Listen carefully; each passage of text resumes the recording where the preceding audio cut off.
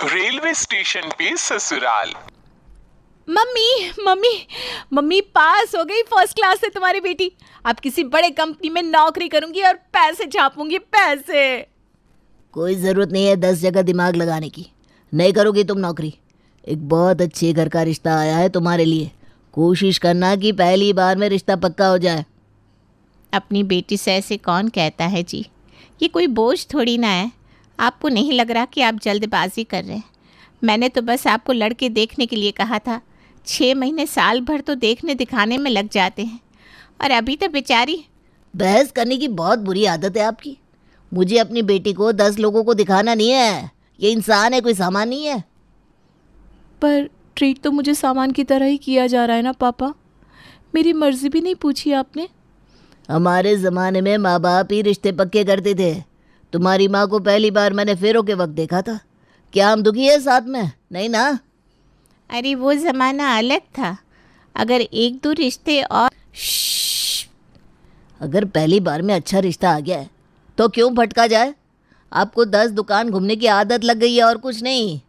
आपको याद होगा एक बार मुझे मार्केट में मनीषा जी मिली थी। अब वही जो बड़ी गाड़ी से उतर रही थी? हाँ वही।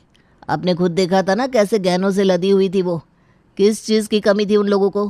पुश्तैनी मकान है, वो भी रेलवे स्टेशन के पास। नहीं करके भी 35 करोड़ की प्रॉपर्टी है। सारे भाई बहनों का बंटवारा पहले ही हो चुका है। ऊपर से इकलौता बेटा है प्रेम। लक्ष्मी तो बरसती है उन लोगों पर। ये सब छोड़कर दफ्तरों के चक्कर लगाना चाहती है आपकी बेटी। मुकेश की बातों से सुशीला तो उसके पक्ष में हो जाती है और अपनी बेटी को समझाने लगती है। देख बेटा, मैं तो खुले विचारों की हूँ। अगर तेरी लाइफ में कोई लड़का होता तो मैं उससे भी तेरी शादी करवा देती, तेरे पापा के अगेंस्ट जाकर भी करवाती। पर कोई है नहीं, और तेरी शादी तो करनी ही, आज नहीं तो कल। आज तू 25-30 हज़ार से नौकरी शुरू करेगी, उसे लाख रुपए होते होते 5 साल निकल जाएंगे। और 10 से 5 वाली नौकरी करके कौन ही संपत्ति बना पाता है बेटा? शादी तो बिजनेस बन के घर ही करनी चाहिए। यहाँ तुझे दौड़ धूप करनी पड़ेगी और वहाँ आराम से बैठ कर खाएगी। तेरे पापा तो कह रहे थे कि वो लोग फेरे पर ही 20 लाख के गहने चढ़ाने की बात कर रहे हैं। तो अच्छे घर चली जाएगी तो मुझे भी तो संतुष्टि मिलेगी ना बेटा।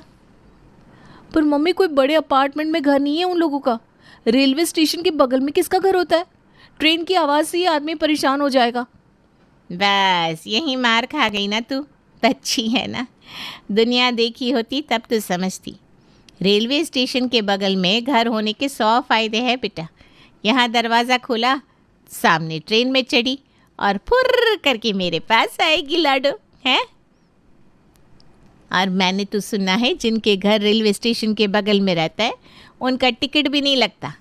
मन लगा रहेगा तेरा, आसपास मार्केट भी तो चालू रहेगा। और पूरे 1 हफ्ते तक सुशीला प्रिया को समझाती रहती है। फाइनली प्रिया, आप लोग तो बस वेन्यू पर पहुंच जाइए, सारी तैयारी हम कर लेंगे।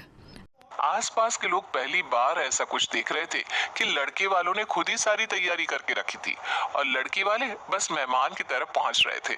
प्रिया का परिवार वेन्यू पर पहुंचता है। डेकोरेशन तो ऐसा लग रहा था मानो रेल के डब्बे में ही खड़े हो।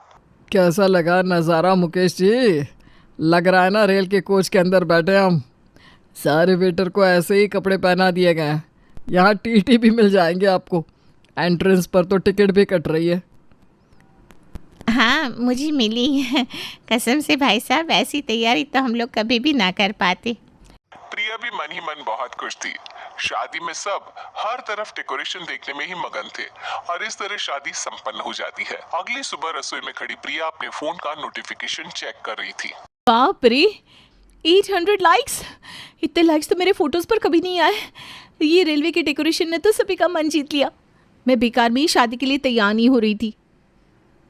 ओहो प्रिया, क्या खुद से बातें करते रहोगी या अपनी पहली रसोई की तैयारी करोगी?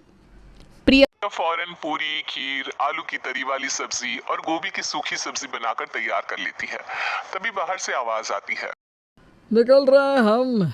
नहीं बहुरिया के हाथों की 1 कप चाय हो जाती तो। आपकी ट्रेन का वक्त भी हो गया, बस 2 मिनट मौसा जी। फटाफट चाय बनाकर प्रिया कप में डालती है और जैसे ही वो ट्रे अपने हाथ में लेती है उसकी खिड़की के सामने से एक झटके से सट करके ट्रेन गुजरती है। प्रिया गड़बड़ा जाती है और उसके हाथ से ट्रे छूट जाती है। ये क्या आवाज़ आई रसोई से? सब ठीक था ना बहू? हाँ पापा जी, सब ठीक है। हे भगवान, खिड़की के सामने से ट्रेन क्या गुजरती है। इतने ज़ोर का हवा का झोंका आया, मुझे तो लगा कल की शादी हुई है, आज ही बवंडर मुझे ले जाएगा। अच्छा है सिर्फ चाय गिरी है, खाना गिर जाता तो इतना सब कुछ फिर से कैसे बनाती मैं। बची हुई चाय को 4 कप में डालकर प्रिया संभाल कर हॉल में लेकर जाती है और टेबल पर रख देती है। प्रिया की नजर तो उस चाय के कप पर ही थी जो बाहर से गुजर रही ट्रेन के कारण हिल रहा था। ये चाय का कप गिरकर कहीं टूट ना जाए, मम्मी जी के गिलास में डाल दूं क्या? अरे नहीं नहीं बहू, कहाँ गिर कर टूटेगा। इतने सालों से ऐसे ही तो चाय पी रहे हैं हम। क्यों प्रेम? बिल्कुल प्रिया, अब तो आदत हो गई है। जब तक कप 2 बार हिलकर आवाज़ ना कर दे चाय पीने का मज़ा नहीं आता। मैं तो कई बार बाहर से ट्रेन गुजरने का इंतज़ार करता हूँ। हाँ, बस मेरे कप में ना चाय ज़रा कम भरा करो, वरना वो बाहर ज़रूर छलक सकती है। मौसा जी चाय पीकर बस खत्म करते हैं कि मनीष कहता है, आ गई। ये सामने वाली ट्रेन आपकी है ना साड़ू साहब? और यहाँ दरवाजा खोलकर 2 कदम के बाद सीधा मौसा जी ट्रेन पर चढ़ जाते हैं। प्रिया तो ये सब देखती रह जाती है। कप ज़रूर हिलती है, पर बगल में स्टेशन होने का फ़ायदा भी है। रात को प्रिया अपने कमरे में सो रही थी कि उसे एक आवाज सुनाई देती। चाय वाला, चाय वाला, चाय कॉफ़ी, चाय कॉफ़ी। एक चाय भैया, एक चाय। तुम नींद में हो प्रिया, सो जाओ। ये चाय वाले मोहन की आवाज़ है। इसकी आवाज़ आई मतलब रात के 2 बज गए। ट्रेन में चाय बेचता है ना। ये आवाज़ बाहर से आ रही है, मुझे तो लगा मेरे सर पर बैठकर कोई चाय पूछ रहा है। ये थी प्रिया के ससुराल में उसकी पहली रात। सवेरे सवेरे सर का दर्द लिए प्रिया नींद से जागती है। इतना सर फटा जा रहा है, लग रहा है कि अभी उल्टी हो जाएगी। ये मोहन को यहीं चाय बेचनी होती है क्या? जब तक एक कप कड़क चाय नहीं पीऊंगी सर का दर्द कम नहीं होगा। सुबह के 6 बजे प्रिया अपने कमरे के बाहर हॉल में जैसे ही आती है उसे मंडी की इतनी तेज आवाज सुनाई देती है मानो सुबह के 10 बज रहे हो। दरवाजा खोलकर प्रिया बाहर जाती है तो देखती है कि बाहर सब्जी वालियों की लंबी लाइन लगी हुई है। कोई कपड़ा बेच रहा है, कोई खिलौने। सुबह सुबह इतना शोर, मूड खराब हो गया। क्या फ़ायदा हुआ 35 करोड़ के मकान का? इस मकान की ईंट थोड़ी ना खाऊंगी मैं। मम्मी के कारण हुआ है सब। प्रिया अपनी माँ को फोन लगाकर उन्हें खरी खोटी सुनाने लगती है।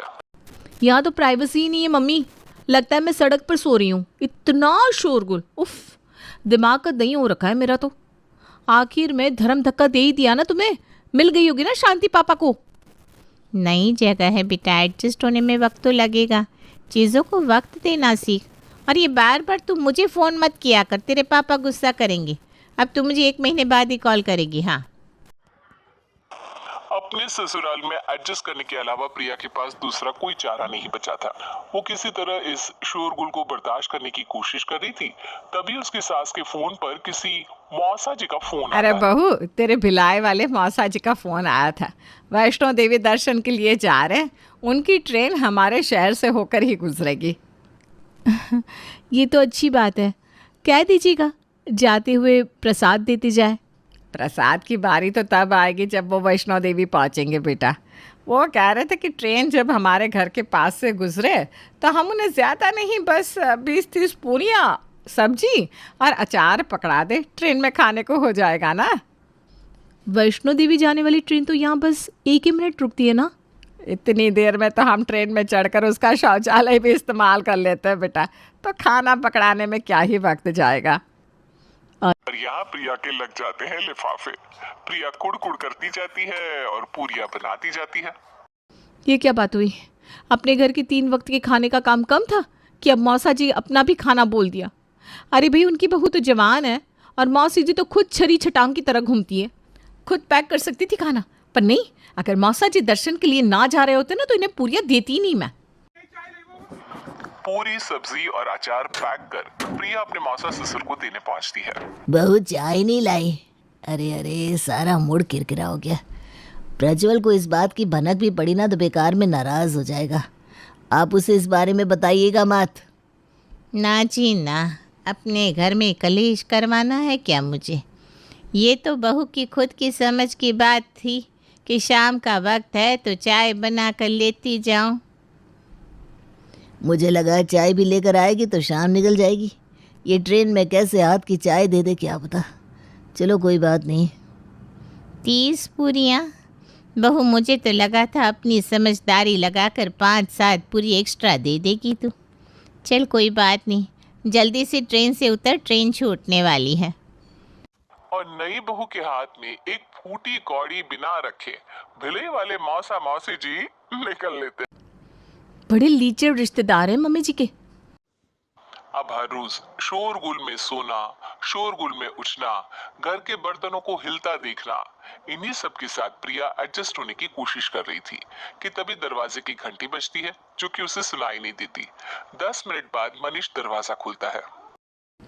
दरवाजे से ही भेजने का इरादा है क्या भैया?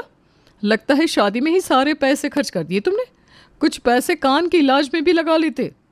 अरे सुषमा, मैं तो ना आ रहा था। तेरा भतीजा गया हुआ है दुकान और तेरी भाभी मंदिर दर्शन के लिए गई हुई है। मंगलवार है ना आज। तभी प्रिया रसोई से बाहर आती है। ये तेरी बहू तो थी घर पर, इससे सुनाई नहीं दी घंटी की आवाज़। वो क्या है ना बुआ जी, ट्रेन जब भी रुकती है तो इतना आवाज़ करती है कि क्या बताऊँ। वो आवाज़ सुन सुनकर मेरे कान ना 24 घंटे बजते ही रहते हैं। अब जब कुकर की सीटी बजती है तो कब दरवाजे की है कब कुकर की समझ में नहीं आता। ये लिफाफा ना मुझे मत सुना। जा मेरे लिए चाय नाश्ता लेकर आ, और बाहर मेरा सामान रखा है, अंदर ले आ। दूसरी ट्रेन से तेरे फूफा जी और बाकी सब भी आ रहे हैं, ध्यान रखना। पता चला दरवाज़ा ही नहीं खोला तूने। ये फूटे कान की ही बहू मिली थी क्या भैया तुम्हें? प्रिया की हालत आसमान से गिरी खजूर में अटकी जैसी हो गई थी। कुछ देर बाद फूफा जी और दीपक भी घर पहुंचते हैं। टीवी चलाओ यार प्रेम। जी फूफा जी, चला रहा हूँ। नया टीवी लिया है, लगता है सोफा भी नया है। टीवी तो बस ऑन करवाई गई थी, टीवी देख कौन रहा था? सभी तो अपनी बातों में लगे हुए थे। हे भगवान, ये बाहर का शोरगुल कम था कि अब ये सब मिलकर हुड़दंग करेंगे। शाम को पूरा परिवार एक साथ बैठा हुआ था, तभी मनीषा अपनी ननद से कहती है, वैसे अचानक आना कैसे हुआ दीदी? कोई फंक्शन अटेंड करने आए क्या आप शहर में? काहे का फंक्शन भाभी? हम तो कहीं और निकले थे, रास्ते में अपना मायका पड़ गया तो सोचा उतर लूँ। अब यहाँ आई हूँ तो 2 दिन रहकर जाऊँगी। अरे मम्मी, वो जो बात तुम करना चाह रही थी वो तो बोलो। हाँ सही याद दिलाया भाभी। मैं कह रही थी कि भैया के तो बहुत जान पहचान वाले हैं, कोई लड़की हो तो बताओ। अब यहाँ आए हैं तो लड़की देखते ही जाएंगे। हम क्यों जाएंगे लड़की देखने? लड़की वाले आएंगे यहाँ। लड़की वाले यहाँ आएंगे मतलब हमें उनकी खातिरदारी करनी होगी? हाँ बेटा, अगर लड़की वाले यहाँ आएंगे तो खातिरदारी तो हमें ही करनी होगी, और बिल्कुल शाही खातिरदारी करेंगे कि भाई लड़का मेरा भांजा। और बस जैसे ही रात को प्रेम कमरे में आता है, प्रिया फट पड़ती। मैं इस घर में नहीं रहूँगी, चाहे कुछ भी हो जाए। कौन सा दिन होता है जब इस घर में बस हम 4 रहे हो? हमारा घर स्टेशन के बगल में है, इसका मतलब ये नहीं कि सब यहीं आकर रुकेंगे। ये हमारा घर है, कोई स्टेशन का वेटिंग रूम नहीं। वो तुम्हारी गांव वाली दादी 15 मिनट ट्रेन क्या रुकी, वो तो हमारे घर आकर बाथरूम यूज़ करके गई थी, फ्लश भी नहीं किया था उन्होंने। दूसरे स्टेशन से ट्रेन पकड़नी है तो भी 30 मिनट ऑटो लेकर यहाँ आ जाते हैं ताकि आराम से नींद पूरी करें और 2 मिनट में ट्रेन में बैठकर जा सके। अब मुझसे नहीं होगा, मैं भी इंसान हूँ, इतना काम मैंने ज़िंदगी में नहीं किया था। ऊपर से इतना शोरगुल, लगता है सड़क पर सुला दिया है किसी ने मुझे। रात को उस मोहन चाय वाले के कारण नींद नहीं आती। अगर आप लोग इस घर को छोड़कर शिफ्ट नहीं हुए तो मैं अपने मायके शिफ्ट हो जाऊंगी। पहले पहले तो प्रेम को लगता है कि उसकी बीबी मेहमानों के कारण परेशान हो गई है, पर नहीं, प्रिया ने तो ठान ली थी कि अब तो भाई वो दूसरे घर में शिफ्ट होकर ही मानेगी। अब ना प्रिया खाना बनाती, ना किसी से बात करती, बस गुमसुम गुमसुम बैठी रहती। घर की लक्ष्मी का ऐसे नाराज रहना अच्छा नहीं लगता। प्रेम क्या चाह रही है तेरी बीवी? ला देना उसे। प्रिया इस घर में नहीं रहना चाहती मम्मी, तुम ही बताओ। 30 साल से मैं इस घर में रहा हूँ, छोड़ा जाएगा क्या मुझसे? ये घर मैं तो छोड़ भी दूंगा, पर पापा, इस उम्र में पापा अपने घर को छोड़ पाएंगे? हमने तो जी ली अपनी ज़िंदगी बेटा, आगे तुम दोनों को जीनी है। घर में शांति के लिए अगर ये घर छोड़ना भी पड़े तो हम छोड़ने को राज़ी हैं। और अपने प्यारे पुश्तैनी मकान में ताला लगाकर पूरा परिवार एक शांत से इलाके में शिफ्ट हो जाता है। रात को कमरे में इतना सन्नाटा था कि घड़ी की टिक टिक वो भी सुनाई देती थी। इतनी शांति के बाद भी प्रिया की आंख नहीं लगती। सुबह उठकर प्रिया जब अपने कमरे से बाहर आती है तो हॉल में भी शांति रहती है। इतनी ज़्यादा शांति, लग रहा है मैं किसी मरुस्थल में आ गई हूँ। खैर, शोरगुल से तो अच्छी ही है। दरवाज़ा खोलूँ तो बाहर मार्केट तो देखने को नहीं मिलेगा। प्रिया अपने फ्लैट का दरवाजा खोलती है। बाहर पूरी गैलरी खाली थी, सभी के दरवाजे बंद थे। ना कोई किसी से मिलने जाता, ना किसी का हालचाल पूछता। कुछ देर बाद सभी अपने काम पर चले जाते हैं और मनीषा मंदिर। अकेली बैठी प्रिया कब हिलने का इंतजार कर रही थी, पर ना कब हिलती है, ना ही दरवाजे की डोरबेल बजती है। रात को प्रेम और मनीष दुकान से वापस लौटते हैं और सामान बांधे हाथ में ट्रॉली लिए प्रिया को हॉल में बैठा देखते हैं। अब तो तुम्हारे मन की मानकर हम यहाँ आ भी गए। अब क्यों सामान बांध कर बैठी हो तुम? प्रिया फूट फूट कर रोने लगती है। मुझे माफ़ कर दो प्रेम, मुझसे गलती हो गई। मुझे उस शोरगुल की आदत हो गई है। मुझे मेरे घर जाना है।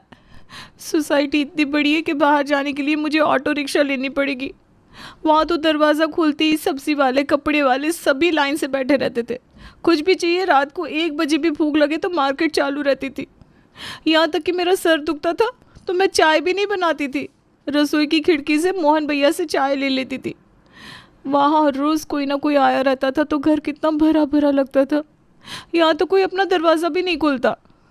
फ्लैट के अंदर मर जाओ तो कोई देखने भी ना आए। मुझे वहीं जाना है, मेरे रेलवे स्टेशन वाले ससुराल में। और इस बार अपने ससुराल में फिर से गृह प्रवेश करके प्रिया लौट आती है।